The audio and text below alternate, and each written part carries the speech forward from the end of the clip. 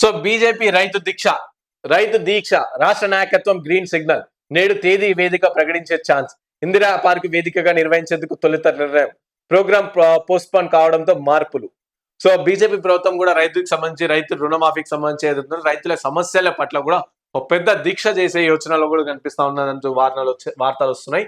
So Congress వైఫల్యాన్ని ఎత్తి చూపేందుకు రైతు దీక్ష నిర్వహించేందుకు బీజేపీ సిద్ధమైంది.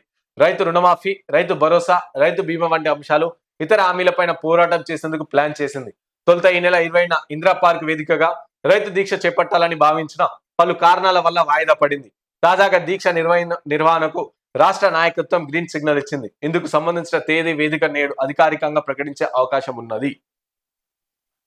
సో ఈ విధంగా బీజేపీ పార్టీ కూడా ఇక రైతుల సమస్యలపైన కూడా వాళ్ళు వచ్చి రోడ్డు పైకి వచ్చి వాళ్ళు కూడా కొట్లాడతారు అని చెప్పేసి వార్త వస్తుంది. సో ఈ రోజు దీనికి సంబంధించిన డేట్, దీనికి సంబంధించిన ప్లేస్ కూడా ఈ రోజు ఫిక్స్ అయ్యే ఛాన్స్ ఉన్నట్టు తెలుస్తాను.